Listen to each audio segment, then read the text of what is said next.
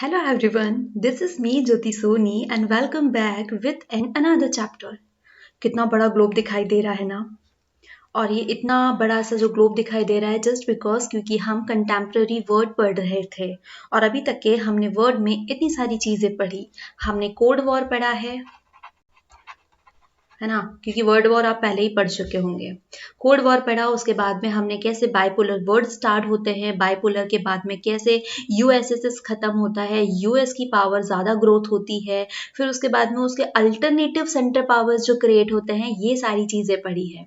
तो ये जो ग्रीन वाला दिख रहा है ना, इसका मतलब ये है कि आज हम इसके बारे में स्टडी करने वाले हैं कि जब दुनिया में इतनी सारी घटनाएं घट रही थी तब हमारा जो साउथ एशिया है वहाँ पे क्या हो रहा था। अब भाई आप पूछेंगे कि साउथ एशिया क्या है, क्योंकि एशिया एशिया होता है ना। अब आप साउथ एशिया की बात करेंगे तो आपने इंडिया में साउथ इंडिया के बारे में पढ़ा है, जिसकी मूवीज हम बहुत ज़्यादा देखते हैं। सिमिलरली जब एशिया का पूरे एशिया में जब हम एक साउथ ईस्ट वाला जो पार्ट देखते हैं उसे ही हमने साउथ एशिया कहा है और आज हम उसी की बात करने वाले हैं। मतलब वो दौर जहाँ पे कोल्ड वॉर शुरू हुआ, कोल्ड वॉर खत्म हो गया, बाइपोलर वर्ड्स आते हैं। ठीक है, बाइपोलर वर्ड आए, दो पावर्स क्रिएट हुई, यूएस एंड यूएसएसआर, ये दो पावर्स क्रिएट हुई। उसके बाद में एक पावर खत्म हो गई, एक सुपरमैन बन चुका था यूएस। आफ्टर इट उसके बाद में बहुत सारे अल्टरनेट जो है वो क्रिएट हुए थे और ये अल्टरनेट में हमने यूरोप वगैरह एक्स्ट्रा बहुत सारी जो पावर्स है जो डेवलप हुए जा रही थी वो पढ़ी। अब ट्विस्ट ये आता है कि जो हमारी साउथ एशिया की जो कंट्रीज होती है ना, वहाँ पे कुछ ऐसी क्रिएटिविटीज होती है जिससे कि पूरे वर्ल्ड का फोकस जो है इस एरिया में आ जाता है। तो आज हमें वही सारी चीजें पढ़नी है। तो चलिए आज का जो चैप्टर है वहाँ पे हमें पढ़ना क्या क्या चीजें हैं उसके बारे में देखते हैं। अच्छा, सबसे पहले क्वेश्चन आ गया कि व्हाट इज साउथ एशिया। अब साउथ एशिया मैंने आपको बताया था कि जब हम एशिया के ऊपर बात करते हैं तो ये जो पूरा एशिया वाला जो मैप है ना, तो उसमें जब हम उसके साउथ वाले पार्ट में चले जाएंगे, मतलब इधर पूरा एशिया था और उसके जो साउथ ईस्ट वाले पार्ट में हम आ चुके हैं, तो वो हमारा साउथ एशिया हुआ। लेकिन साउथ एशिया डजंट मीन कि वहां पर अब आप कहेंगे कि यहाँ पे तो चाइना था, आपने चाइना को क्यों ऐड नहीं किया, क्योंकि ये जो ग्रीन वाला सिस्टम है ना वो नहीं दिख रहा है। तो अगर आपको साउथ एशिया की डेफिनेशन डालनी है तो अब वहां पर जो कंट्रीज होती है ना वो इतनी ही लिखेंगे। First one Pakistan, the second one Nepal, Bhutan, India, Bangladesh, Maldives and last one is Sri Lanka. ठीक है, यहाँ पे कभी कभी ना जब हम साउथ एशिया वाले की बात करते हैं तो हम यहाँ पर ऐड कर लेते हैं किसे, अफगानिस्तान को, बट हम लोग चीन को इसमें ऐड नहीं करते हैं। क्या चीन साउथ एशिया वाला पार्ट नहीं है? तो हमने जो साउथ ईस्ट वाली कंट्रीज रखी हुई है उसके मैप में हमने सिर्फ इतनी ही कंट्री रखी हुई है। अगर कल मैं आपसे कोई क्वेश्चन करे कि साउथ एशिया में कितनी कंट्रीज आती है तो आपको सिर्फ इन 7 कंट्रीज के नाम ही लेने हैं।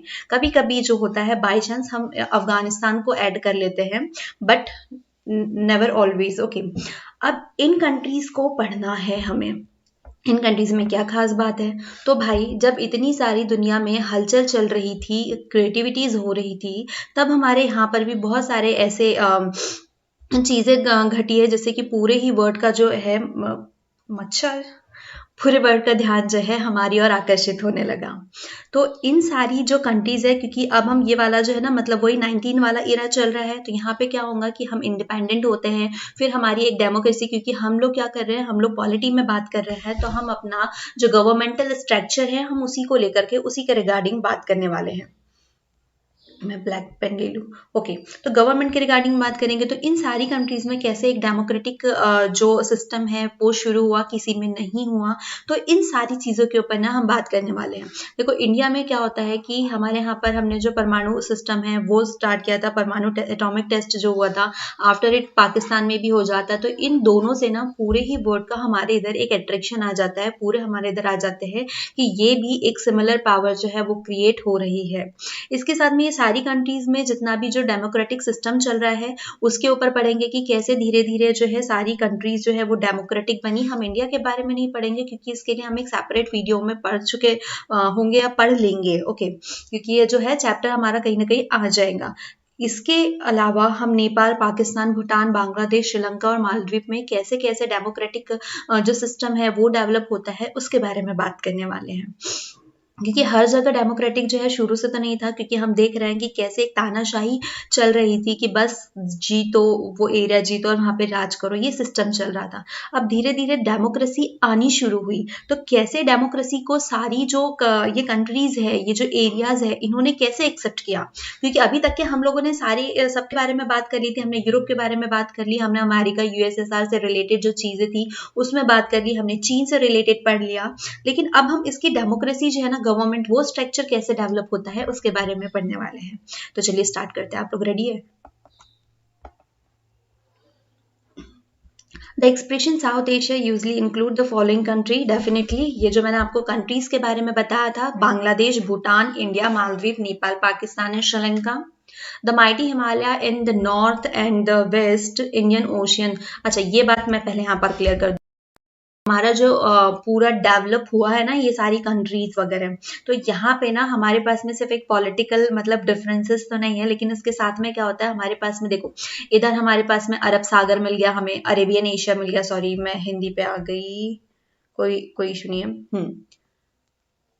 देन फिर हम इधर जाकर के देखें तो हमें बंगाल की खाड़ी मिलती है, इधर हमें हिंद महासागर मिलता है। तो इतनी अच्छी जो खूबसूरती से इसको जब बनाया गया है, मतलब जो है एक्चुअली है, जो नेचुरल है, उसके बाद में क्या होता है कि यहाँ पे बहुत सारी अलग अलग जो कल्चरल एक्टिविटीज है ना, ये सारी डिफरेंट है, इन सबको हमने एक ग्रुप में रखा है। तो इसका मतलब क्या हो रहा है कि हमने एक ग्रुप में रखा है। इज इट मीन कि इनकी सभी की जो डेमोक्रेसी है वो सिमिलर होंगी? हम ये सोच रहे ना, क्योंकि हमने एक ग्रुप को अलग ही उठा के रख दिया है, मतलब ये सिमिलैरिटी के ऊपर जा रहा है, लेकिन ये सिमिलर नहीं है। ठीक है, हमने क्या, साउथ एशिया हमने एक ग्रुप बना दिया, जैसे हमने नाटो, सियाटो, सेंटो, ये सारी चीजें पढ़ी थी, तो हमने क्या किया था, उसमें हमने एक ग्रुप के हिसाब से इस चीजों को रख दिया। तो अब हमको क्या लगेगा कि ये जो ग्रुप है वो सिमिलर काम कर रहा है, मतलब एक सिमिलर डेमोक्रेसी जो है वो यहाँ पे काम करने वाली है, एक सिमिलर सिस्टम जो है इसको ये फॉलो करने वाला है। तो ये बिल्कुल भी नहीं है। देखो, सारे एरियाज अलग है, सबके अपने अलग अलग कल्चर है, अपने अलग अलग कल्चर एक्टिव, तो इतनी सारी डिफरेंट डिफरेंट एक्टिविटीज है यहाँ पे। और हाँ, यहाँ पे जैसे कि हर जगह होता है ना, रिलेशंस खराब है, जैसे कि हमारे पाकिस्तान के साथ रिलेशंस खराब थे, हमारे चाइना के साथ में भी पहले अच्छे थे, फिर धीरे धीरे खराब होने लगे।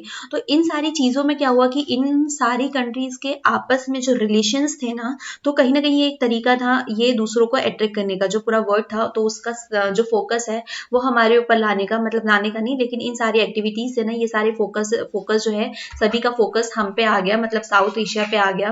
क्योंकि सब लोगों को लगता था साउथ एशिया जो है वो अकॉर्डिंग टू जियोग्राफिकल जो कंडीशन है उनकी, उनका जो एटमॉस्फेयर है, उनका जो कल्चर है, इससे हम बहुत ज्यादा डेवलप थे। लेकिन हम लोग क्या कर रहे हैं, आपस में लड़ रहे हैं, क्योंकि सारी जो कंट्रीज आपस में किसी ना किसी तरीके से इन लोगों का मतभेद चल ही रहा था। तो बाकी कुछ लोग ऐसे कहते हैं कि अगर इनके साथ में इनकी फाइटिंग नहीं चल रही होती ना, तो ये एक सबसे सक्सेसफुल एरिया के रूप में देख सकते हैं। क्योंकि कहीं ना कहीं हर किसी के पास में थोड़े पावर्स है, कोई किसी फील्ड में ज्यादा पावरफुल है, कोई किसी की दूसरी फील्ड में पावरफुल है। तो अगर सब चीजों को साथ में रखे तो ये हो सकता है कि साउथ एशिया जो है वो सबसे ज्यादा पावरफुल बन जाएगा। ठीक है, लेकिन फिर क्या हुआ, क्योंकि सब लोग तो वही लड़बड़ भी रहे हैं, तो चीजें सिमिलर जो है, आइडियोलॉजीज मैच नहीं होती है, तो वो कहीं ना कहीं दिक्कत कर जाता है। Bay of, okay, the mighty Himalaya in the north and the West Indian Ocean, the Arabian Sea and the Bay of Bengal in South Asia. मैंने आपको लोकेशन अभी जस्ट क्लियर की है। West and east respectively provide a natural insularity to the region which is largely responsible for the injustice, social and cultural distinct activities of the subcontinent.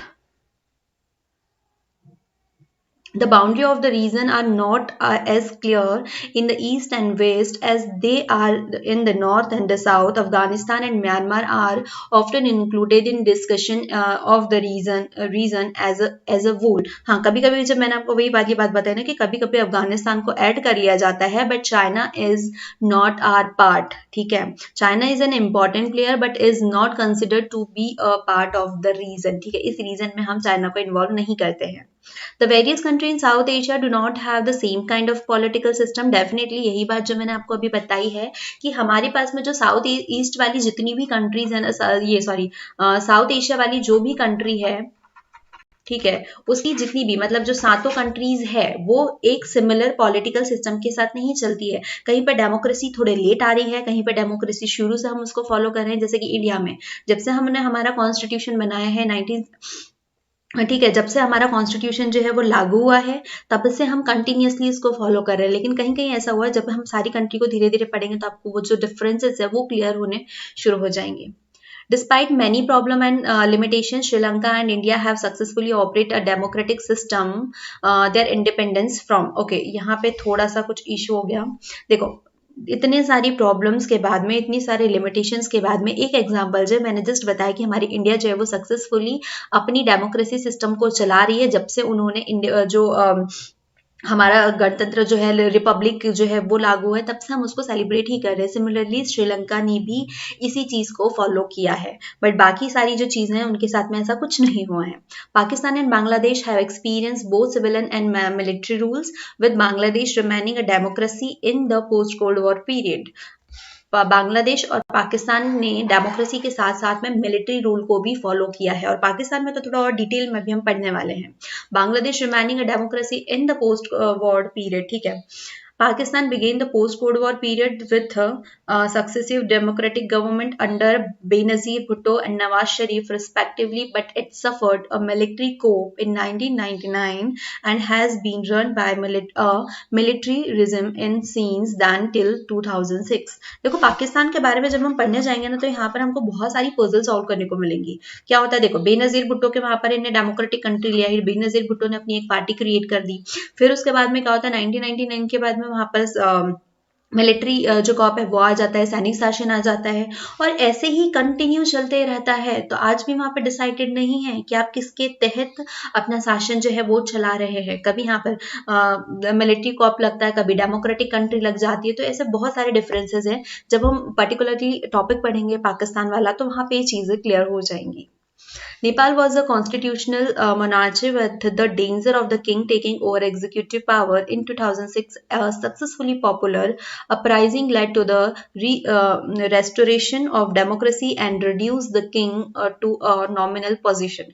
देखो, जो नेपाल के बारे में बात करें तो नेपाल में क्या होता है, वहां पर किंग शासन रहता है, मतलब किंग की जो मोनार्ची रहती है वो रहती है। पहले वहां पर कॉन्स्टिट्यूशनल जो मोनार्ची है उसी के तहत वहां पे किंग काम कर रहा होता है, लेकिन वहां पे कॉन्स्टिट्यूशन जो है वो नहीं है। वहां पे सब लोग किंग के अंडर रह करके ही काम कर रहे हैं। लेकिन आफ्टर अ टाइम क्या होता है कि वहां पे भी कॉन्स्टिट्यूशन जो है वो लागू हो जाता है, लेकिन वहां पे अभी भी अहमियत जो है वो किंग को ही दी जाती है। क्यों दी जाती है कि हम नेपाल में पढ़ेंगे। Okay, but is still a monarchy, but the king has initiated plan for a transition to multi-party democracy. देखो, भूटान जो है अब यहाँ पर क्या हो रहा है कि यहाँ पे अभी भी जो पार्टी डेमोक्रेसी वो चल रही है, लोकतंत्र। बहुत सारी जो पार्टीज होती है ना, जैसे हमारे यहाँ पे बीजेपी, आम आदमी पार्टी, कांग्रेस, इस टाइप से। The Maldives of the other island nation was a sultanate till 1968 when it was transformed into a republic with a presidential form of the government. अब मालदीव भी यहाँ पर एक अपना नया जो है वो कॉन्स्टिट्यूशन लेकर के आता है। यहाँ पे प्रेसिडेंशियल सिस्टम चल रहा है।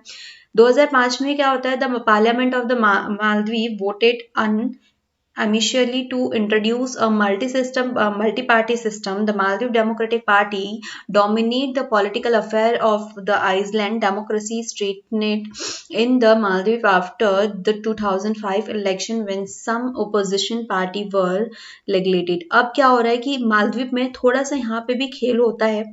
मैं इस चीज को भी यहाँ इसलिए समझाना चाह रही हूँ क्योंकि हम जो सस्पेंस है ना वो उसी में जाकर के खोलते हैं। ओके, तो अब हमारा सबसे पहले जो टॉपिक है वो शुरू होता है।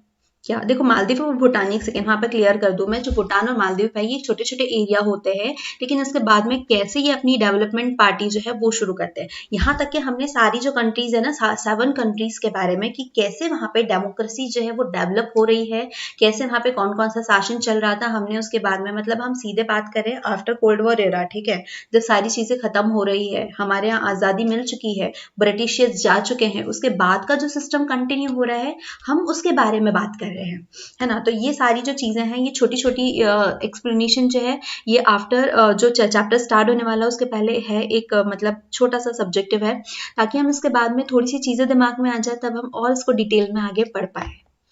तो अब हम शुरू करने वाले पाकिस्तान को। पाकिस्तान को जब हम पढ़ते हैं तो हमारे दिमाग में क्या होता है, कुछ भी हो ना हो लेकिन हम कहीं ना कहीं मान लेते हैं कि पाकिस्तान के साथ में हमारी बहुत बुरी दुश्मनी है।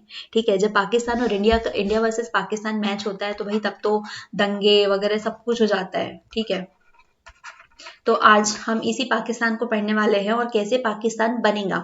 तो पाकिस्तान जब पढ़ेंगे ना तो इसको आप इम्पोर्टेंट मतलब कुछ ज़्यादा इम्पोर्टेंट समझे, क्योंकि पाकिस्तान जब पढ़ेंगे इसके साथ में पैरेलली हमें बांग्लादेश कवर करना है, इसी के साथ में हमें इंडिया भी कवर करना है। एक्चुअली मैं आपको सेपरेटेड पढ़ाऊंगी लेकिन कहीं ना कहीं जो चीज़ें हैं ना वो मिक्सअप होने वाली है।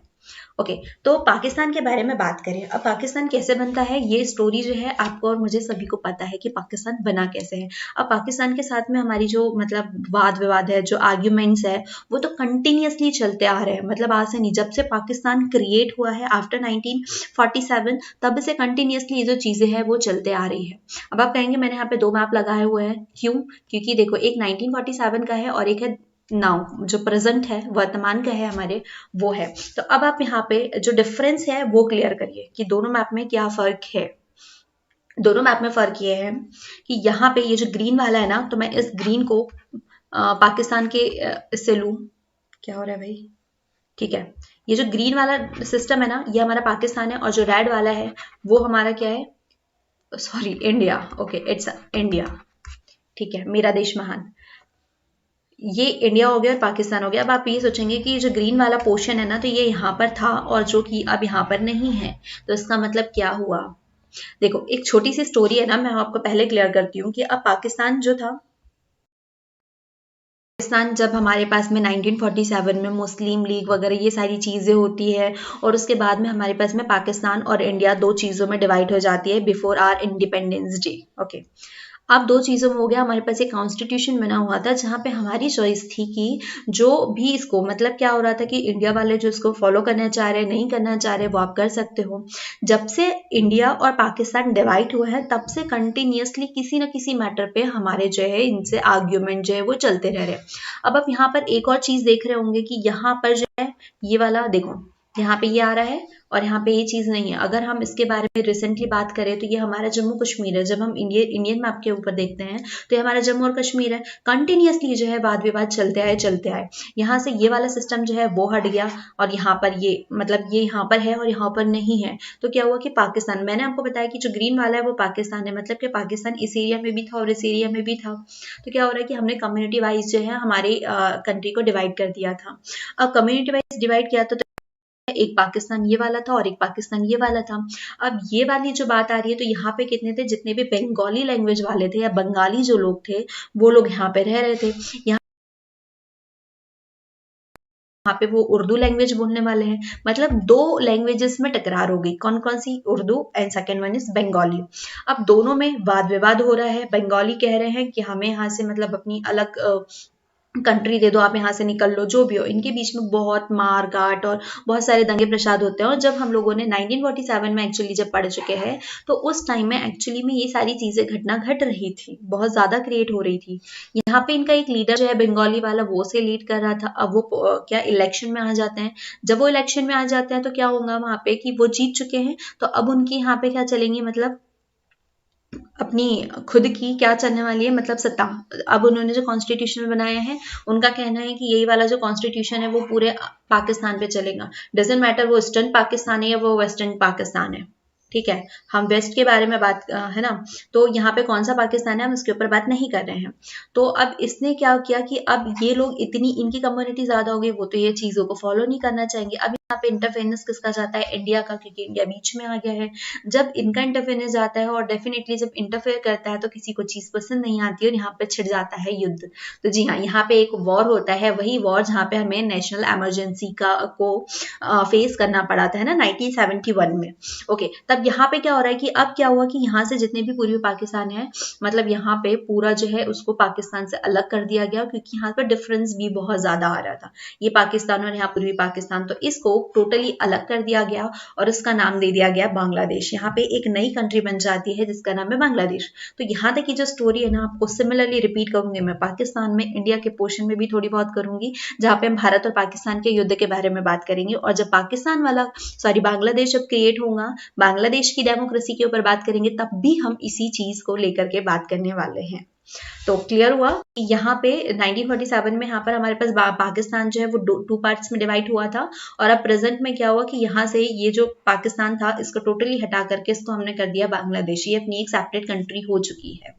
और दोनों में वाद विवाद किस वजह से हुआ था? बंगाली और उर्दू लैंग्वेज की वजह से। ओके, तो एक्चुअल स्टोरी जो है वो अब हम शुरू करते हैं। General Ayub Khan took over the administration of the country and soon got himself elected. He had to give up office when there was a popular dissatisfaction against his rule. अच्छा, ये बात क्लियर हो गई। यहाँ पे मैंने सिर्फ आपको बताया कि कैसे एक डिवाइडेशन हुआ था जिसमें हमारे पास 3 कंट्रीज हुई। एक हमारी इंडिया हो जाती है, ठीक है, एक हमारे पास इंडिया इधर कर लेती हूँ मैं, एक इंडिया हुई, सेकंड हमारे पास पाकिस्तान मिला, और थर्ड हमारा क्या हुआ? बांग्लादेश। ठीक है, ये 3 चीजें मिल गई। यहाँ पर ये वाली चीज क्लियर कर रही थी। लेकिन अब हमें इसमें क्या पढ़ना है? अब हम सिर्फ पाकिस्तान पढ़ने वाले हैं। तो पाकिस्तान की जो डेमोक्रेसी कैसे डेवलप होती है उस चीज पे फोकस करते हैं। तो अब सिर्फ पाकिस्तान पढ़ेंगे। हाँ, पाकिस्तान पढ़ेंगे तो डेफिनेटली वहाँ पे इंडिया भी यूज होने वाला है और बांग्लादेश भी यूज होने वाला है, लेकिन फोकस अभी हमारा मिनी रो पाकिस्तान है। तो अब पाकिस्तान हमारा स्टार्ट होने वाला है। तो मैं इसके लिए ना एक थोड़ा सा रफ डायग्राम में आपको एक्सप्लेन कर देती हूँ कि पाकिस्तान में कैसी सरकार चल रही थी। अब जब पाकिस्तान, मतलब वही पाकिस्तान शुरू, ये थोड़ा इशू कर दे रहा है, एक सेकेंड। पाकिस्तान की सरकार चल रही थी, मतलब क्या हुआ कि जब पाकिस्तान की जो सरकार है, जो गवर्नमेंट है, वो आनी शुरू हुई, तो हमें स्टार्टिंग तब से ही करनी पड़ेगी। मतलब क्या हुआ, हम बात कर रहे हैं 1947 की। ओके, हम 1947 की बात कर रहे हैं। तो यहाँ पर क्या होता है? डिवाइडेशन होता है, सबको पता है, इंडिया और पाकिस्तान 2 चीजें बन जाती है। अब यहाँ पर एक यहाँ का लीडर होता है, ये क्या कर रहा है? ये अपने आप के हाथ में इसने पूरी सत्ता ले ली है, क्योंकि इसका एक बहुत बड़ा हाथ है डिवाइडेशन में। ओके, तो इसने अपने हाथ में सत्ता ले ली, इसने अपने आप को यहाँ का लीडर बना दिया। मतलब क्या किया इसने? यहाँ का वो जो संविधान है, पहला संविधान जब यहाँ का लागू होता है, हम ये हमारे 1947 की इधर की बात, उन्होंने अपना लागू करते हैं, ये उसकी बात कर रहे हैं। इनका पहला कॉन्स्टिट्यूशन जो है वो लॉन्च होता है, लॉन्च ही बोल सकते हैं, ठीक है। इसके बाद में एक लीडर हुआ, तो इस लीडर ने क्या किया? अपनी पूरी सत्ता जो है अपने हाथ में ले ली। इसने खुद का इलेक्शन करवा दिया, ठीक है, इसने अपने आप को इलेक्ट करवा दिया और पूरी की पूरी सत्ता अपने हाथ में ले ली। अब क्या होगा? जब दादागिरी देख रहे हो ना कि खुद को अपना लीडर जो है ग्रुप लीडर बना दिया, दैट मीन कि आपका जो पूरे ग्रुप के लोग हैं वो आपके खिलाफ भड़क जाएंगे। तो यहाँ पर जितनी भी पब्लिक होती है इसके खिलाफ यहाँ पे थोड़ा सा गुस्सा और आक्रोश बढ़ जाता है, और इसी चक्कर में क्या होता है कि ये जो लीडर है इसे अपना जो पद है उसको छोड़ना होता है। मतलब ये जो जनरल अयूब खान थे, इनका नाम जनरल अयूब खान है, इन्होंने अपना पद छोड़ दिया। अब पद छोड़ दिया, इसके बाद में क्या होगा? अब एक दूसरा हीरो जो है वो मतलब वो बन के आएगा।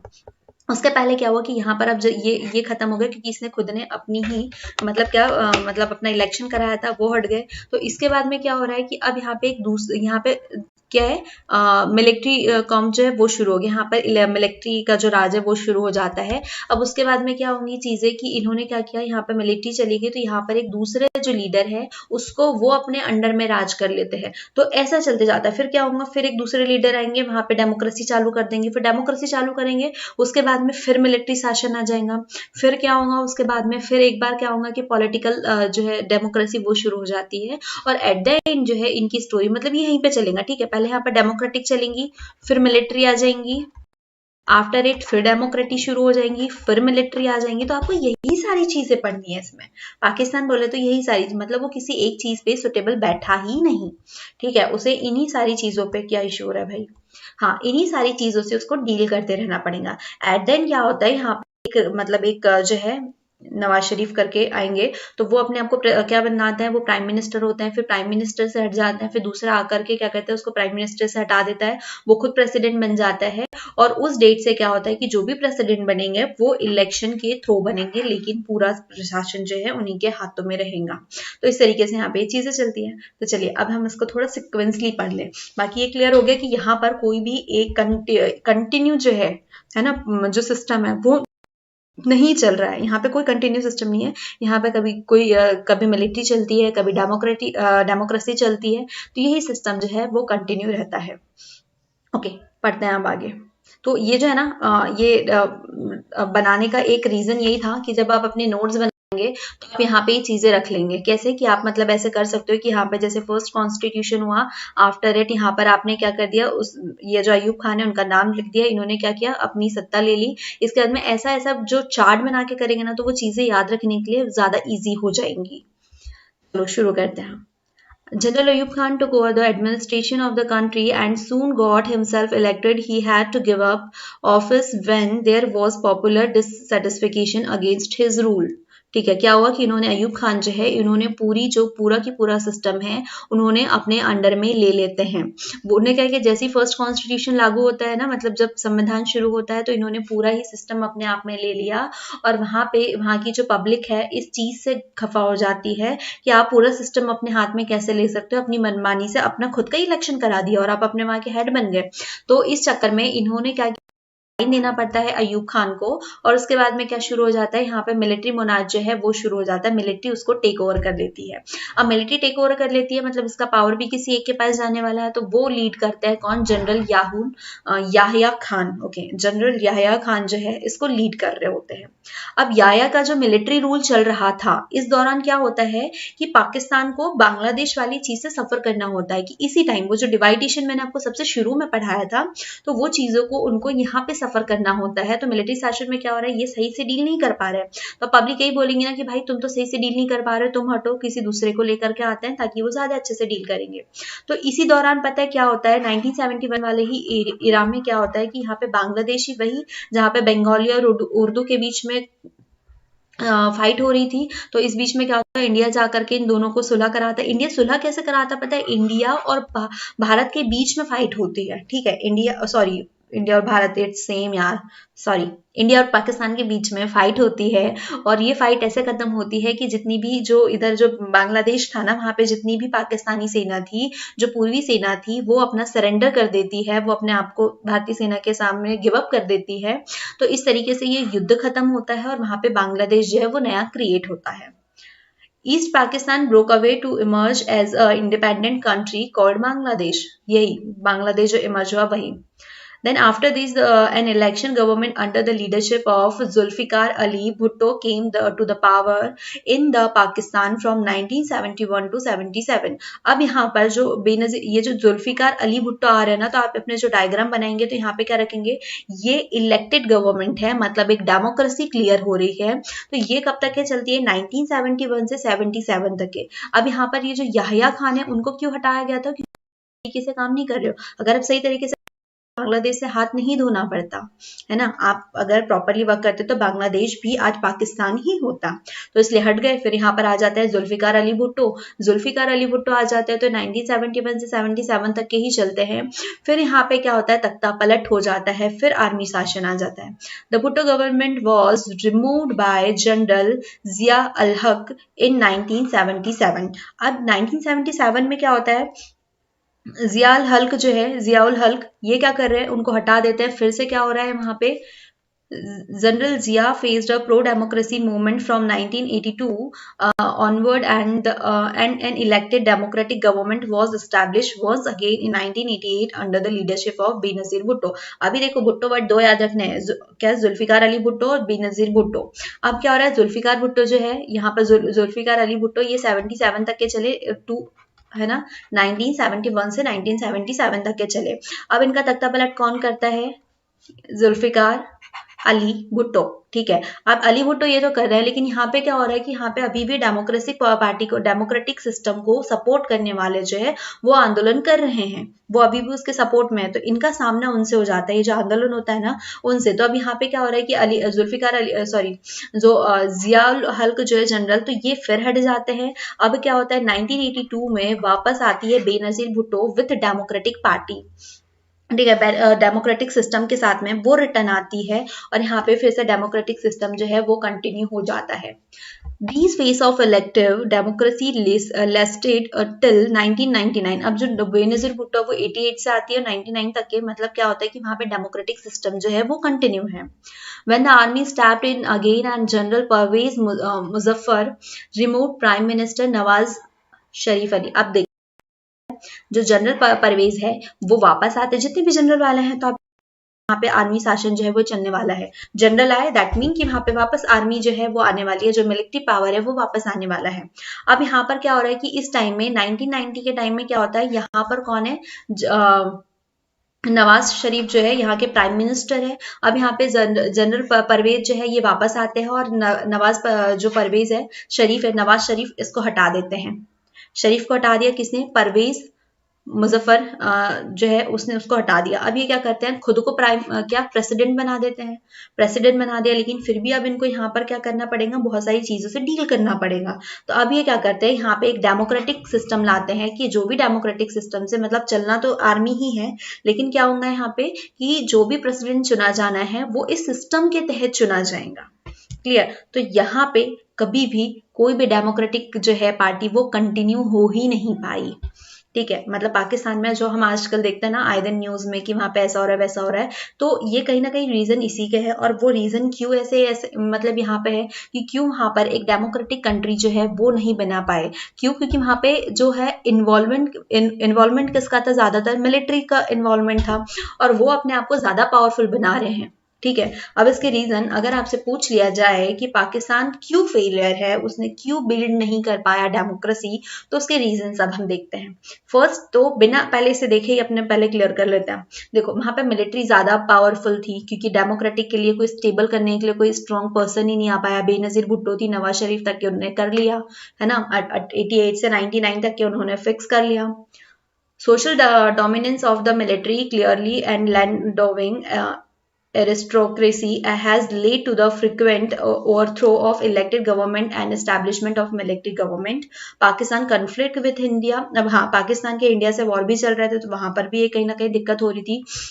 अब जो ये है मतलब मिलिट्री है, ये कहीं ना कहीं जो कॉन्स्टिट्यूशन वाले जो भी यहाँ पे काम कर रहे हैं, जो भी मतलब डेमोक्रेसी को स्टेबल कर रहे हैं, तो वो उनसे क्या कह रहे हैं कि कहीं ना कहीं जो डेमोक्रेसी आ रही है, तो वो जितने भी नेता है, जितने भी पॉलिटिशियंस है, वो अपने पर्सनल जो फायदे हैं उसको पूर्ति करने के लिए कर रहे हैं। मतलब वो अपने फोकस नहीं कर पा रहे अपनी कंट्री पे, अपनी कंट्री को लेकर चलने में फिक्स नहीं कर पा रहे, क्योंकि यहीं पे बांग्लादेश वाला सिस्टम हो गया था, क्योंकि तब तो वही था ना, डेमोक्रेसी थी, और वहां पे क्या हो रहा है, सॉरी मिलिट्री थी।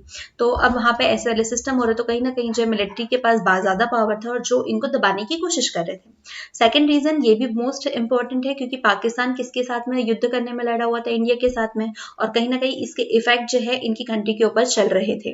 The lack of genuine international support for democratic rule in Pakistan has further encourage the military to continue its democracy.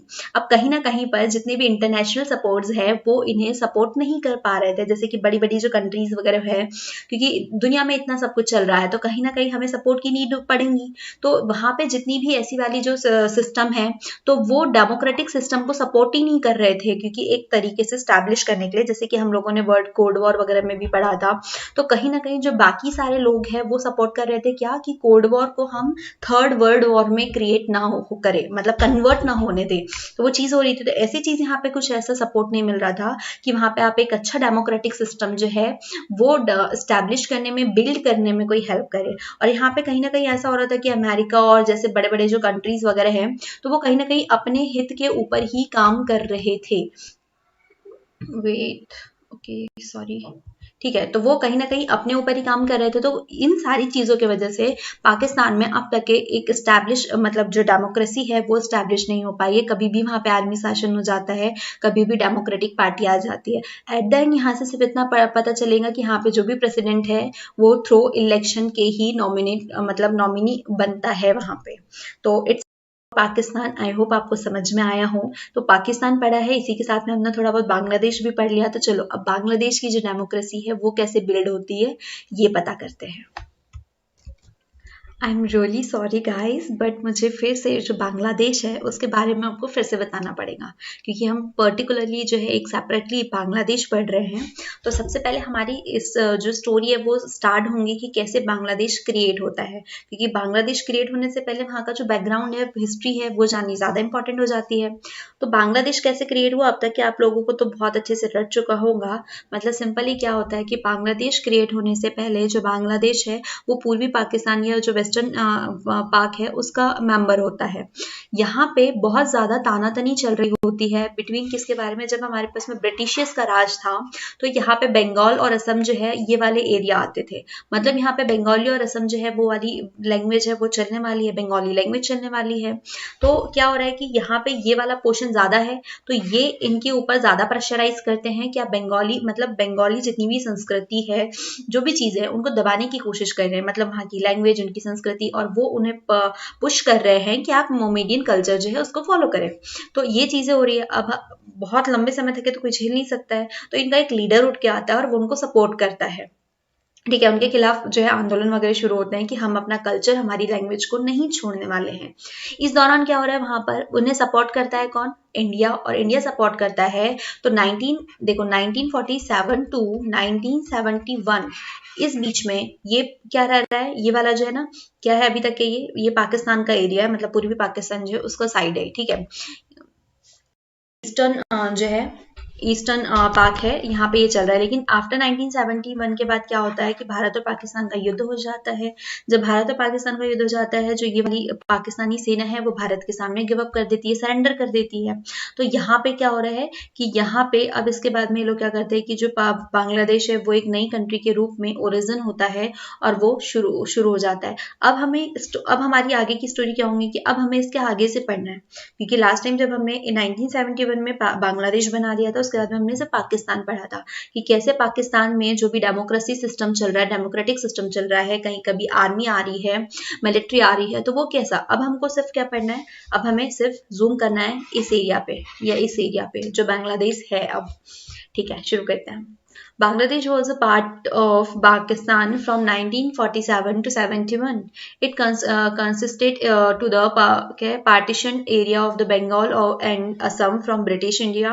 People resented the domination of Western Pakistan and the imposition to the Urdu language. यही बात की, क्योंकि वो उन्हें क्या कह रहे हैं कि आप बंगाली से किसके ऊपर टर्न हो जाओ, उर्दू के ऊपर। ठीक है, जो कि पॉसिबल नहीं था। They began protest against the unfair treatment maintained out the Bengali culture and language. They also demand their fair representation in administration and a fair, sharp and political power. Sheikh Mujibur Rahman नाम याद रखना, क्योंकि ये important name है। मैं इसे highlight भी कर दूं क्योंकि इसे इन्हीं को लेकर के भी हमें काफी देर तक के चलना है। ठीक है, शेख मुजीर रहमान। शेख मुजीर रहमान अभी क्या कर रहे हैं, ओके भाई ये क्या हो रहा है। शेख मुजीर रहमान अभी ये कर रहे हैं क्योंकि ये बंगाली को सपोर्ट कर रहे हैं, कि कह रहे हैं कि हम अपना जो कल्चर है, हमारी जो संस्कृति है, हमारी लैंग्वेज है, हम उसे नहीं छोड़ेंगे, हम उर्दू के ऊपर ट्रांसफर नहीं होने वाले हैं।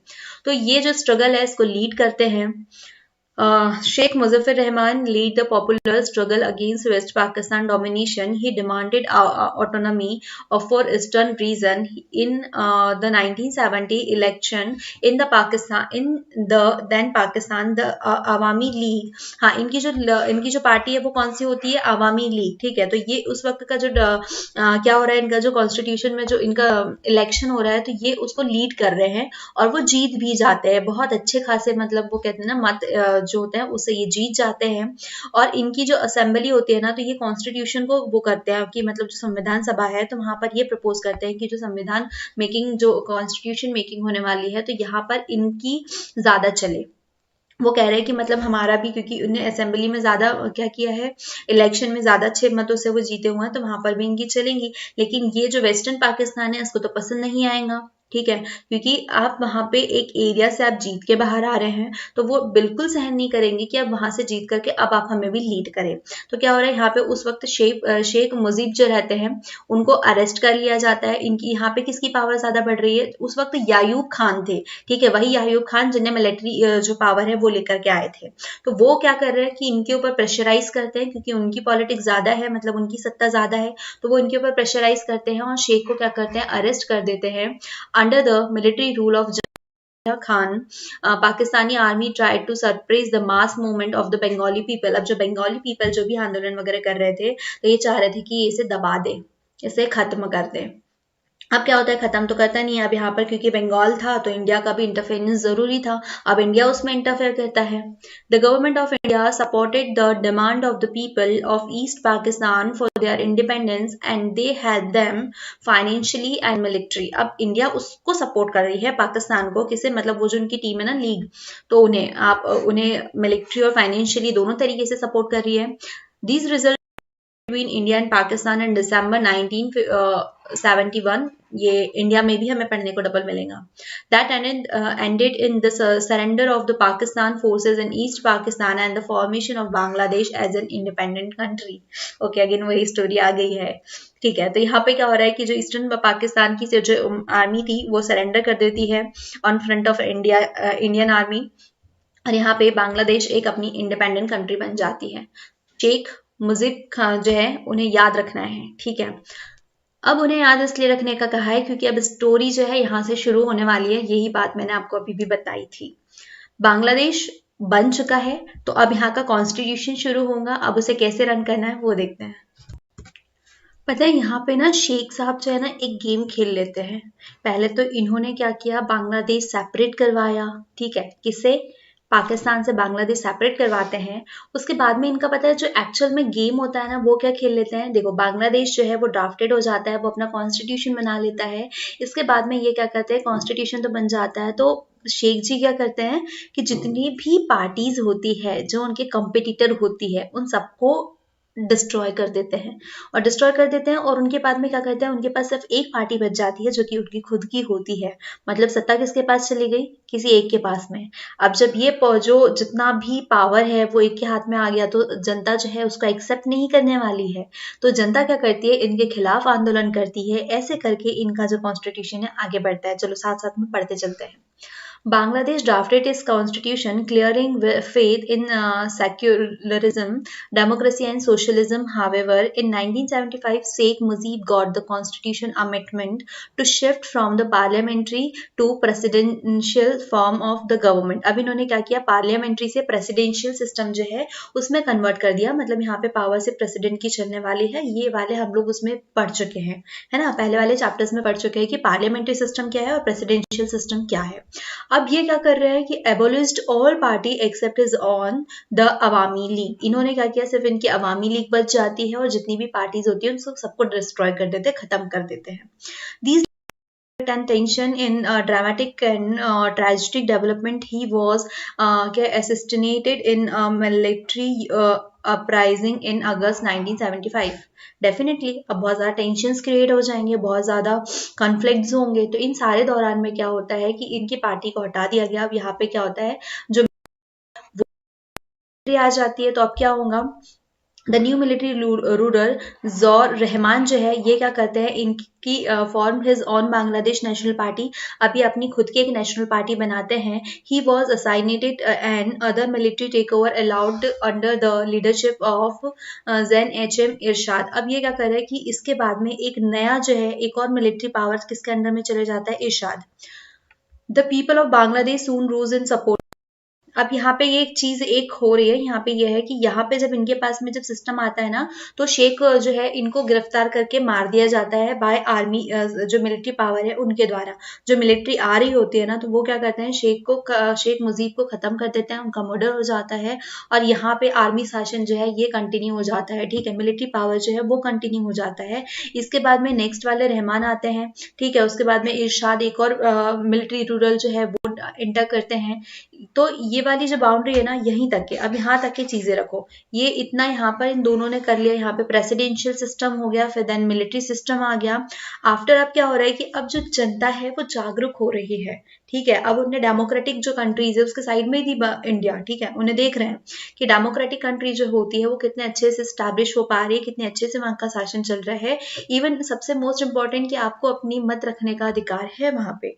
तो ऐसे पब्लिक के बीच में ये चीज आती है और वो मिलिट्री शासन को हटा करके वहां पे जो डेमोक्रेटिक है वो स्टैब्लिश करने में सफल हो जाती है, ये बोल सकते हैं।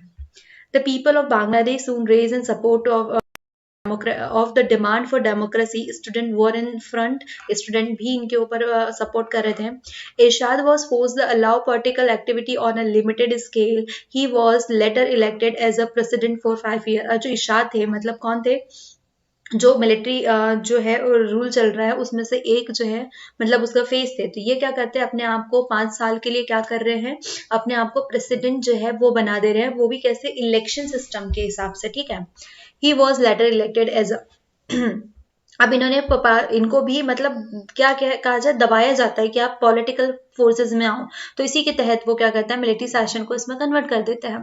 मास public protest made Ershad step down in 90। अब वो क्या कर रहे हैं, यहाँ पर क्या बन रहा है, वो प्रेसिडेंट बन रहे हैं, लेकिन इन 1990 में क्या होता है, इनको यहाँ से अपनी जो सीट है वहां से हाथ धोना पड़ता है। Election were in held in 1990, election were held in 90 since then respect okay representative democracy based on multi party election has been broken in Bangladesh।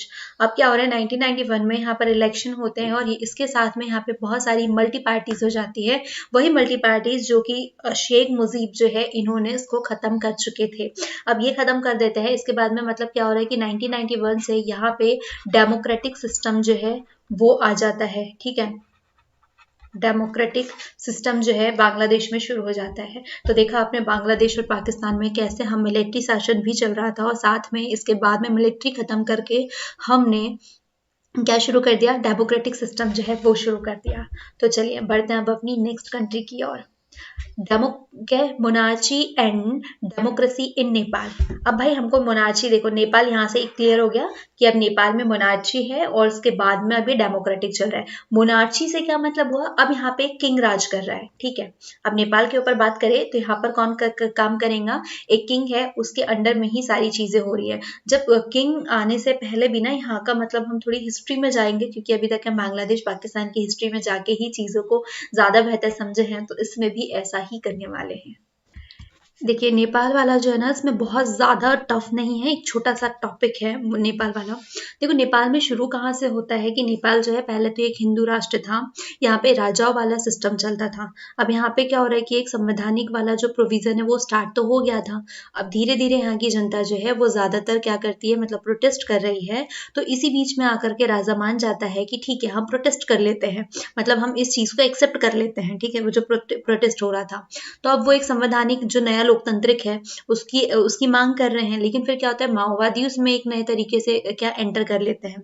कुछ टाइम बाद में पब्लिक, माओवादी और राजा, इन तीनों के बीच में एक ट्रायंगल फाइट होती है, ठीक है। एट द एंड होता क्या है कि वहां पे कॉन्स्टिट्यूशन जो है वो लागू हो जाता है, जैसे कि अभी तक के हर जगह हुआ है। तो चलिए इसको लाइन बाय लाइन पढ़ लेते हैं। Common people of Nepal have wanted a more open and responsive system of government. Yes, वो ज़्यादा क्या एक खुली और रिस्पॉन्स जिम्मेदार जो है वो सिस्टम चाह रहे थे गवर्नमेंट का। But the king with the help of army retained full control over the government and restricted the expansion of democracy in Nepal. अब वहाँ का किंग क्या कर रहा है, आर्मी पावर की मदद से उसने क्या किया कि पूरा जो अधिकार है वो अपने अंदर में ले लिया, ठीक है। अब इस केस में अभी तक के फाइट किसके बीच में हो रही है, पॉपुलेशन एंड किंग, ठीक है, इन दोनों के बीच में ही हो रही है, अभी तक ये चीजें बड़ी नहीं है।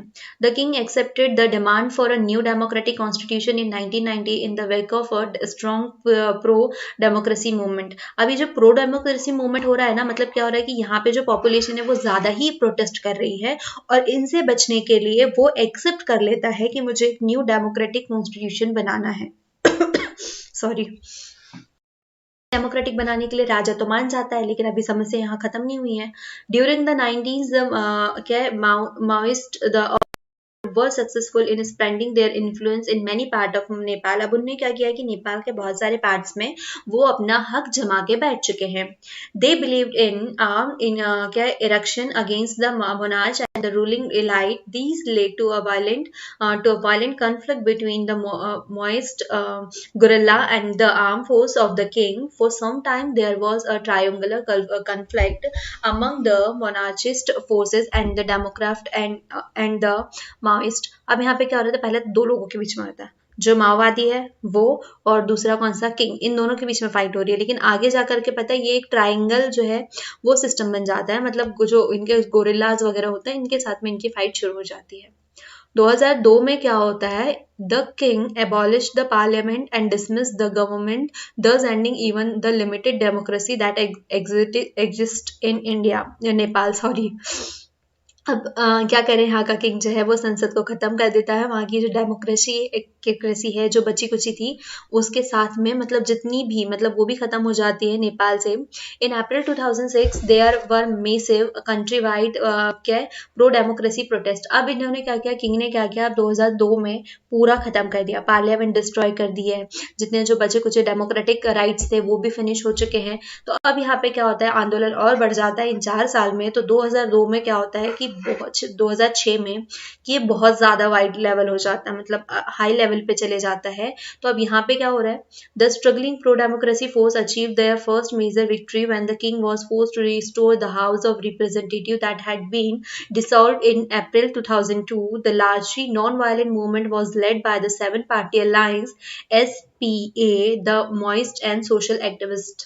अब यहाँ पे क्या हो रहा है कि 2002 में जो किंग ने जो डिस्ट्रॉय किया था वो उसको वापस एक्सेप्ट करने के लिए मान गया, जस्ट बिकॉज इनका जो ये प्रो डेमोक्रेसी जो वायलेंट हुए थे ना, फोर्सेस हुए थे, तो उसकी वजह से ये मान जाते हैं। और इसके साथ में जो मॉइस्ट है वो और जो सोशल एक्टिविज्म है ये सारी लोग भी इनके साथ में मान जाते हैं।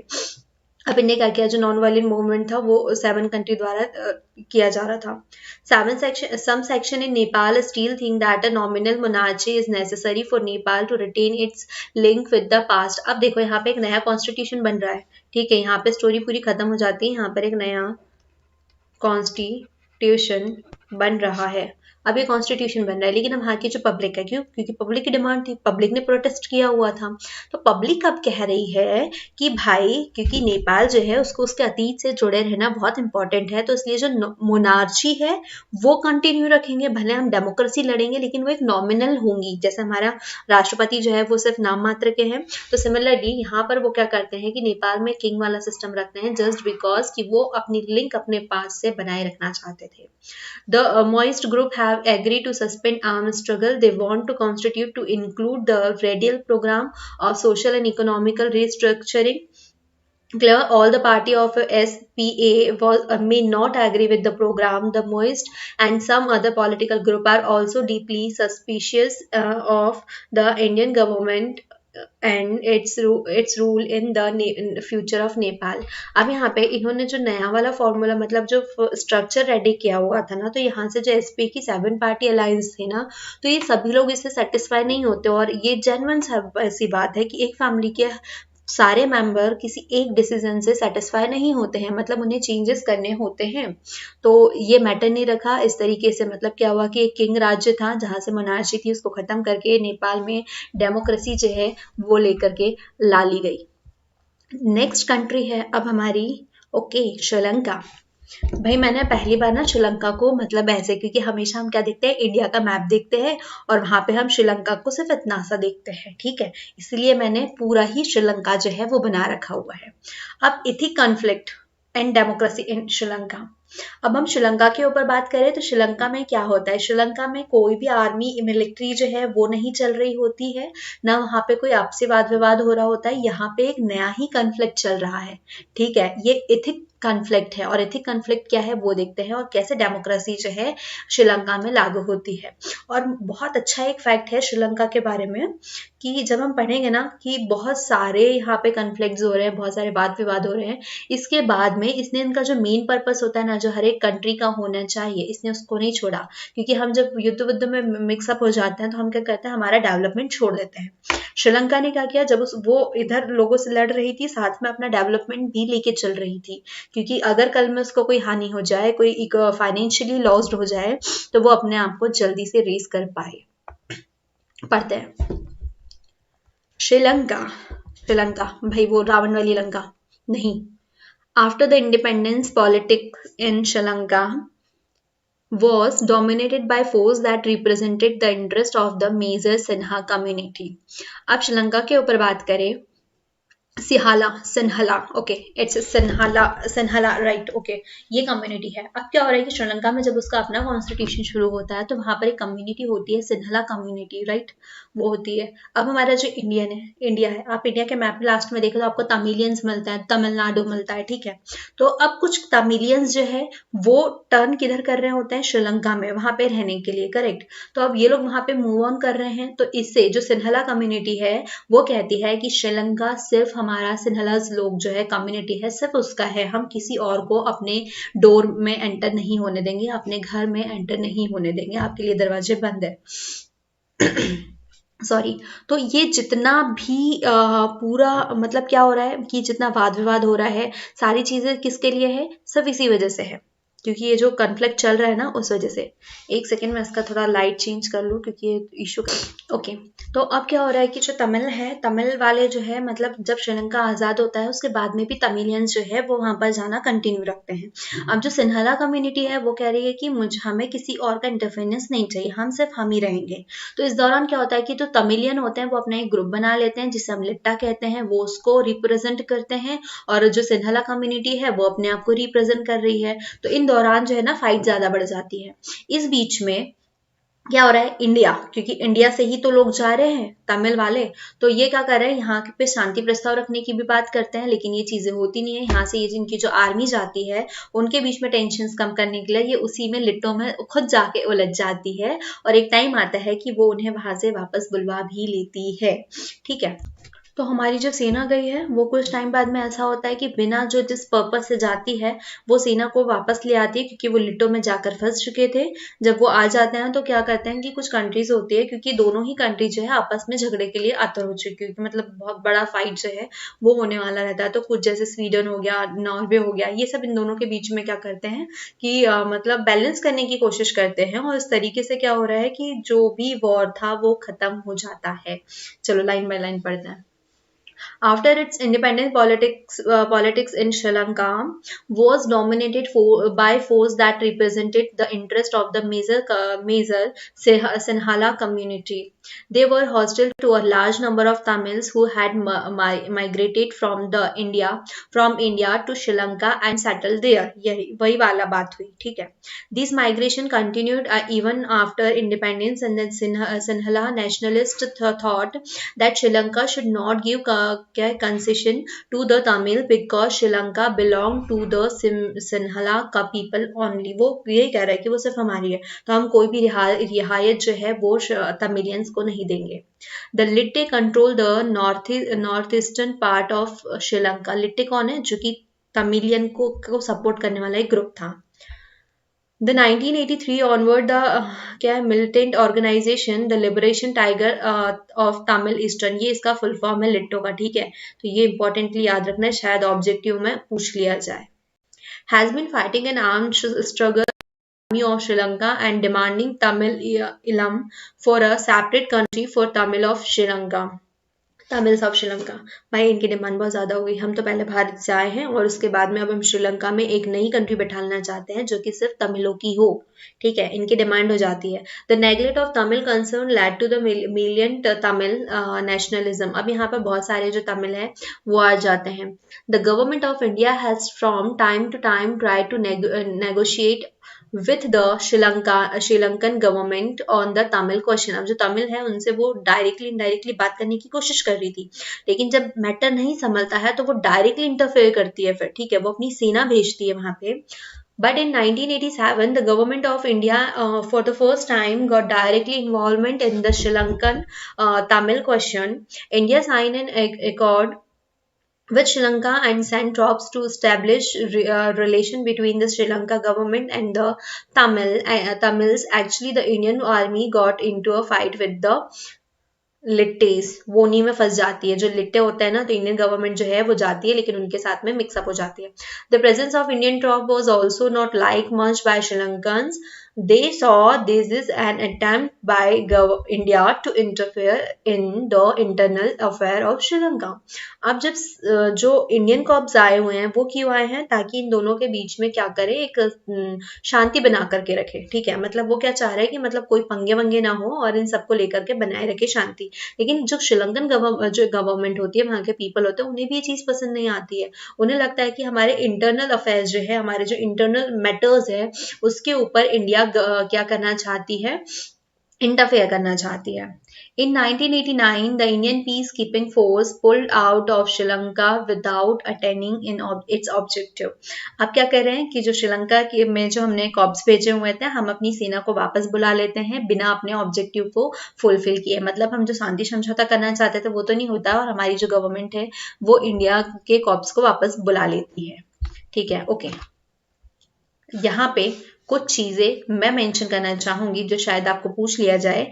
इतने सारे कॉन्फ्लिक्ट जब हो रहे थे, इस दौरान भी श्रीलंका ने अपनी छोड़ा क्या क्या, यहाँ का जो मतलब रेट एजुकेशन था, यहाँ की जो इकोनॉमिक ग्रोथ थी, डेवलपमेंट था, इन सारी चीजों को इतने स्ट्रांगली बिल्ड किया जितना कि बाकी कोई कर ही नहीं सकता था। इतने टेंशन्स के बाद में इधर इतनी सारी फाइटिंग वाइटिंग चल रही है, इसने अपने रिलेशंस बहुत अच्छे स्ट्रॉन्ग किए विद अदर कंट्रीज वगैरह, इन सब के साथ में। तो श्रीलंका एक मतलब एक आइडल कंट्री के रूप में हम देख सकते हैं। अब आता है इंडिया पाकिस्तान कन्फ्लिक्ट। भाई इंडिया और पाकिस्तान कन्फ्लिक्ट है ना, it's a third time, okay, कि हमारे साथ में जो इसमें जो कन्फ्लिक्ट चल रहे हैं उसके ऊपर बात करें तो ये थर्ड टाइम है। जब हम लोगों ने इंडिपेंडेंस पढ़ा था इन 1947, हम शुरुआत यहाँ से कर लेते हैं, ठीक है। 1947 में जब हम शुरुआत कर रहे हैं तो हम लोगों ने वहां पर क्या देखा था कि जब लोग आपस में एक्सचेंज हो रहे थे, है ना, मोमेडियन कम्युनिटी उधर जा रही है, हिंदू इधर आ रहे हैं, तो उस बीच में बहुत ज्यादा ही फाइट्स हुई थी, और ये हम लोग देख चुके हैं ऑलरेडी, ठीक है। इसके बाद मतलब यहाँ से कंटिन्यूसली जो है कुछ ना कुछ चलते रहा है। हमारा कश्मीर विवाद हुआ, आपको याद होगा मैप में मैंने आपको एक जो एरर है वो मतलब difference between the two pictures वो बताया था। तो क्या हुआ था कि एक टाइम हुआ था जहाँ पे हम लोग कश्मीर को लेकर के विवाद में थे, तो हमने वो वाला एरिया भी दो उसमें डिवाइड कर दिया। एक हमने हमारे इसमें ले लिया जिसको हमने जम्मू कश्मीर कहा, और एक कश्मीर जो है वो पाकिस्तान में चला गया। चलो पढ़ लेते हैं इसी को। After independence, both India and Pakistan got involved in an issue related to Kashmir. It led to war in 1947 to 48 and 1965, which failed to settle the matter. ठीक है, इतने सारे वॉर्स तो हुए कश्मीर को लेकर के। एट द एंड क्या हुआ कि दोनों ने डिवाइड कर लिया। Both the country face conflict or strategic issues like the control of the Siachen glacier and over acquisition of arm. Definitely जो सियाचिन ग्लेशियर है वहां पर भी हम लोग बहुत ज्यादा कॉन्फ्लिक्ट को आए दिन देखते हैं, और ये हमारा रिसेंट जो रूटीन है इसमें भी हम लोग देखते रहते हैं। वहां पे हमारे जो सैनिक तानातानी होती है ये भी चल ही रही है। Both the country continue to suspicious of each other over security issue. अब ये दोनों एक दूसरे को पता है क्या करती है, ब्लेम करती है। क्योंकि सिक्योरिटी रीजन की वजह से पाकिस्तान को ऐसा लगता है कि इंडिया जो है वो उनके अगेंस्ट काम कर रही है, और जो पाकिस्तान वाले लोग हैं उनके लिए हम लोग क्या सोचते हैं कि हमने जो एक ग्रुप बना के रखा हुआ है ना, और वो कौन सा ग्रुप है कि मतलब जो टेररिस्ट वाला ISS होता है वो वाला जो ग्रुप है, हम लोगों को क्या लगता है कि इनको वो लीड कर रहे हैं। मोस्ट ऑफ जो वहाँ के पीपल्स है वो इन्हें लीड कर रहे हैं। तो ये ना सिर्फ हमारे लिए और हर किसी के लिए ही एक ये विवाद का क्वेश्चन बन चुका है, इसलिए सब लोग इससे डरते हैं। और हमें ये डर है, even rest of other country सभी को ये डर है कि कहीं इनके पास में जो परमाणु है, जो एटॉमिक पावर है, वो कहीं इन आतंकवादियों के हाथ ना लग जाए। अगर ये उनके हाथ लग जाती है तो ये सभी के लिए बहुत खतरनाक सिद्ध हो सकता है। ये वाला तो एक सबसे बड़ा मेजर रीजन है, क्योंकि हम लोगों को ऐसा लगता है कि वहां पर जो ग्रुप बना हुआ है वो सभी को, जितने आतंकवादी होता है उससे लीड कर रहा है, और यही बात है जिसको पाकिस्तानी को सब आतंकवादी की दृष्टि से भी देखते हैं। Another issue of conflict among the two countries is over the sharing of river water of Indus River system. अब डेफिनेटली इंडस रिवर सिस्टम के ऊपर बात करें तो इंडस क्या हो रही है, हमारे इंडिया से होकर रही है, पाकिस्तान में एंटर कर रही है, मतलब दो कंट्रीज में डिवाइड हो रही है। तो जो पानी है उसके ऊपर विवाद होता है, क्योंकि इसका जो यूजेस है, इसके जो बेनिफिट्स मिलने वाले हैं, इनको लेकर के भी आए दिन दोनों के बीच में क्या होता है, प्रॉब्लम क्रिएट होती है। हालांकि इन सारे चीजों को मतलब शॉर्ट आउट कर लिया गया था किससे, जब वर्ल्ड बैंक के हेल्प से, मतलब हम लोगों ने क्या किया, इस जो प्रॉब्लम का सोल्यूशन है वो निकल चुका था, लेकिन इसके बाद में भी प्रॉब्लम जो है वो क्रिएट होती रहती है इस मैटर को लेकर के। The two countries are not in agreement over the क्या है, डेमोक्रेटिकनेस इन श्री सार्किक in the Rann of Kutch. Okay, जो रन ऑफ कच्छ है वहां पर जो एग्रीमेंट हुआ था, तो एक second, the two country are not agreement over the, okay, तो इसका जो साइड इफेक्ट है वो रन ऑफ कच्छ का जो सार्किक है उसके ऊपर भी पड़ने वाला है। अब ये तो हो गया बिटवीन इंडिया एंड पाकिस्तान, और इंडिया और पाकिस्तान के बीच में कन्फ्लिक्ट्स को अगर हम काउंट करने जाए तो बहुत ज्यादा है। ये तो एक मेजर मेजर फैक्ट थे जिनके ऊपर हम लोगों को मेन मुद्दों पे बात करनी होती है, ठीक है। बट इसके अलावा अब हम लोगों की जो अदर कंट्रीज है, जो नेबर कंट्रीज है, मतलब हमने इंडिया के मैप में तो ऑलरेडी देख लिया ये साउथ एशिया में कि सब आपस में जो है नेबर्स है, और उसमें बीच में कड़ी कौन बनता है, इंडिया, ठीक है। इंडिया के इधर आप पाकिस्तान देख लो, इधर भूटान देख लो, इधर सारी जो कंट्रीज है ना, मतलब सारे आपस में एक दूसरे से बंधे हुए हैं। तो अब हमको हमारे रिलेशन जो है इन सबके साथ में देखने हैं। Neighbour country of India are Bangladesh, Nepal, Sri Lanka, Bhutan, Maldives and Pakistan. Pakistan के साथ में तो हम ऑलरेडी देख चुके हैं। There are certain issues of conflict between India and Bangladesh. These include sharing of Ganga and Brahmaputra river water, in legal immigration of to India etcetera. अब भाई अब यहाँ पर कन्फ्लिक्ट क्यों देख रहे हैं, क्योंकि भाई जब पड़ोसी होते हैं, और पड़ोसी होते हैं तो रहते भी उतने ही प्रेम से हैं, लेकिन वो फाइट भी करते हैं। हम अपने पड़ोसियों से देख सकते हैं कि हम आए दिन किसी न किसी बात में उनसे लड़ लेते हैं, लेकिन हमारे हर त्योहार, हमारी हर खुशियां उनके बिना भी अधूरी होती है। तो यही जो रिलेशंस है ना, वो हमारे सबके साथ चल रहा है। कहीं हम इनके साथ में अच्छी चीजें शेयर करते हैं, हमारा जो ग्लोबलाइजेशन हो रहा है नेक्स्ट में पढ़ेंगे, तो यही चीजें हो रही है कि हम इनके साथ में अपने अच्छी चीजें भी शेयर कर रहे हैं, लेकिन फाइट भी इक्वली कर रहे हैं। अब बांग्लादेश के साथ में अगर हम लोग बात करें तो बांग्लादेश के साथ में हमारे क्या कॉन्फ्लिक्ट्स हो सकते हैं। देखो, बांग्लादेश में क्या हो रहा है कि हमारी जो एक नदी है ब्रह्मपुत्र नदी, तो वो बांग्लादेश में जाती है, ठीक है। वो हमारी जो 7 बहनें हैं ना, इधर साइड में असम वगैरह है, इसमें से एंटर होते हुए क्या आती है, बांग्लादेश में भी आती है। तो इसका जो पानी है इसके ऊपर भी सेम इशू जैसे कि पाकिस्तान और इंडिया के बीच में इंडस रिवर को लेकर के हुआ था, तो सिमिलरली इस भी बांग्लादेश और इंडिया के बीच में जो है ब्रह्मपुत्र को लेकर के होता है। Still, both India and Bangladesh share a cordial relation with each other. Economical relations between the two have improved considerably. Definitely, जो मैंने आपको चीज बताई वही कि हम इनसे साथ फाइट तो कर रहे हैं, लेकिन इनके साथ हमारे रिलेशन जो है वो डे बाय डे इम्प्रूव हो रहे हैं। तो हमारे इकोनॉमिकल रिलेशनशिप्स भी इनके साथ बने हुए हैं। अब बात करें नेपाल की। Nepal and India share a friendly relation with each other, but certain issues like warm relation of Nepal with China, most movement in Nepal, etc., have disturbed the relation. अब नेपाल के साथ में हमारे relations तो बहुत अच्छे हैं, लेकिन ऐसा होता है ना कि मेरे दुश्मन के साथ तुम्हारी दोस्ती है, ठीक है, तो वो चीजें इशू कर जाती है। तो चाइना के का नेपाल के साथ में भी एक अपना अच्छा रिलेशन है, और जिसकी वजह से हमें प्रॉब्लम है कि इनके आड़ में ये हमारे साथ कुछ गलत ना कर ले। Despite differences, trade, scientific cooperation, electricity generation, and other locking water management grids hold two country together. अब हमारे बीच में बहुत सारे रिलेशन भी बन रहे हैं, लाइक हम लोग trade, scientific, corporation, electricity generation, interlocking water management, इन सारे मुद्दों पे हम साथ में बात कर रहे हैं और आपस में एक दूसरे के रिलेशंस भी बने हुए हैं। India enjoy a very special relationship with Bhutan too and does not have any major conflict with Bhutan's government. Bhutan के साथ में इंडिया का बहुत अच्छा रिलेशन है, और इसके साथ में ये कोई भी ऐसा गंदा जो रिलेशन होता है इसके साथ में इसने अभी तक के कोई भी शेयर नहीं किया है। देखो, भूटान की बात करें तो भूटान एक्चुअली क्या करते हैं कि जो श्रीलंका में तमिल वाले जो लोग आ जाते हैं, जो लिट्टे वाले, तो भूटान उनको हटा देता है, ठीक है, क्योंकि इनके बीच में कहीं ना कहीं रिलेशन जो है वो खराब कराना चाह रहे थे, तो भूटान को वो हटा देता है। तो दैट्स वाई हमारे जो रिलेशनशिप है भूटान के साथ में बहुत अच्छा है, क्योंकि भूटान ने हमारी कहीं ना कहीं मदद की है। लेकिन फिर भी भूटान को ऐसा लगता है कि वो कहीं ना कहीं इनके अगेंस्ट काम कर रहा है, इनको दबाने की कोशिश कर रहा है, और इवन जितनी भी छोटी छोटी आसपास की कंट्री है तो वो ये देख रहा है कि इंडिया जो है वो बाकी कंट्रीज को दबाने की कोशिश कर रहा है, वो इस साउथ एशिया का हीरो बनने की कोशिश कर रहा है, बट ऐसा कुछ नहीं है। अब ये तो बात हो गई कि हमने इंडिया और जो दूसरी नेबर कंट्री है इनके साथ रिलेशन देखे, तो क्या इसका मतलब ये है कि इंडिया की ही सबसे दुश्मनी है या दोस्ती है? बिल्कुल नहीं। जो आपस में जो दूसरे स्टेट्स, जो दूसरे कंट्रीज है, ये आपस में इनके भी कॉन्फ्लिक्ट चल रहे हैं। ये तो सिर्फ क्योंकि इंडिया हम है तो इसलिए हम अपने अकॉर्डिंग सबको देख रहे हैं, लेकिन आपस में इन लोगों के भी जो है मतलब वाद विवाद जो है वो कंटिन्यूसली चलते आ रहे हैं। अब हम बात करने वाले हैं, the most important topic is peace and corporation. तो भाई पीस एंड कॉर्पोरेशन एक्चुअली में क्या है, तो देखो क्योंकि जब इतने सारे कॉन्फ्लिक्ट चल रहे हैं तो उसमें एक कोई समझदार इंसान जो है वो बनकर के आता है जो कि हर एक में शांति बनाए के रखे। शुरू के चैप्टर में हम लोगों ने पढ़ा हुआ था कि वहाँ पे एक चीज देखी थी कि ये सारी जो कंट्रीज है इनके आपस में जो रिलेशन खराब है, अगर ये आपस में एक साथ काम करे तो ये बहुत ज्यादा ग्रो करने वाली है। तो इन सारी चीजों को देखते ही, इन सारी चीजों के लिए ही हमारे बीच में पीस एंड कॉर्पोरेशन जो होता है ये हो रहा है, ताकि हम सब क्या करें, एक दूसरे से भले लड़ रहे हैं लेकिन एक दूसरे को ग्रो करने में भी मदद करें।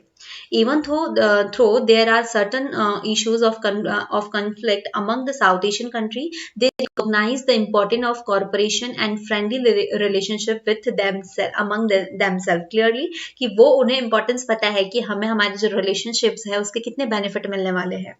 The South Asian country initiated the establishment of South Asian Association for Regional Cooperation। ये नेम बहुत अच्छे से याद रखेंगे क्योंकि आपको ये सार्क का पूछ सकते हैं कि सार्क कब स्टैब्लिश हुआ था, किस पर्पस से हुआ था, इसका फुल फॉर्म क्या है। तो SAARC means the South Asian Association for Regional corporation build in 1985 to involve corporation among the each country. जितनी भी ये जो कंट्री है साउथ एशियन वाली, ये सारी इसमें का एक होती है और ये एक दूसरे को अपने बिजनेस में कॉर्पोरेशन वगैरह सभी में हेल्प करती है।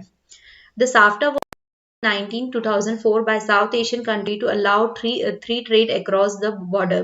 अब ये क्या करे, एक साफ्टा जो है 2004 में मतलब इसको साइन किया गया जो साउथ एशियन कंट्रीज है इनके बीच में, ताकि क्या हो, free trade across the border. जितनी भी जो बॉर्डर है उसके आजू बाजू क्या हो कि वो एक मतलब फ्री ट्रेड बॉर्डर होना चाहिए, क्रॉस होना चाहिए, एक मुक्त व्यापार जो बोल सकते हैं।